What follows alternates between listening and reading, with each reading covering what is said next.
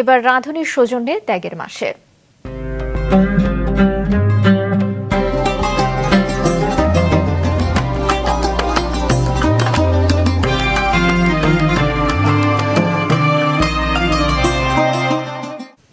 রমজান মাস জুড়ে সিলেটে হযরত শাহজালাল রহমতুল্লাহ আলাইহির মাজার প্রাঙ্গণে দেখা যায় ভিন্ন এক আবহ।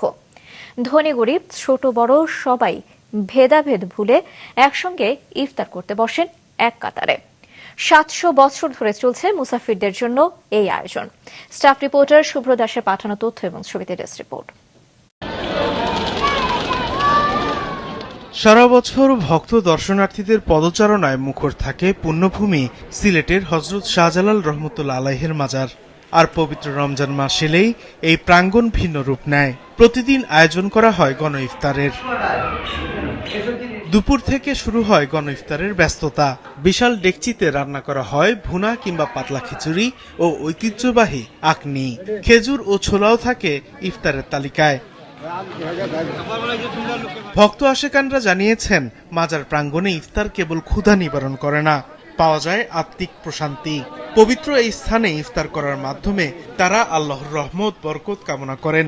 আর এভাবে প্রায় ৭০০ বছর ধরে মাজার প্রাঙ্গণে চলে আসছে গণ ইফতারের আয়োজন। আমরা মাজারে যে আপনারা ইফতার করায় খুব ভালো লাগে। বাড়িতে ঘরে থাকতে ভালো লাগে না, এই ওলির দরবার আইলে শান্তি ভাই। একদিন গরু, একদিন কাশি, একদিন মুরগি, এরকম ভাবে আমরা খুব আনন্দ হয়, যেহেতু আমরা সবাই মিলে ধনী গরিব সবাই মিলে আমরা সবাই একসাথে ইফতারি করি।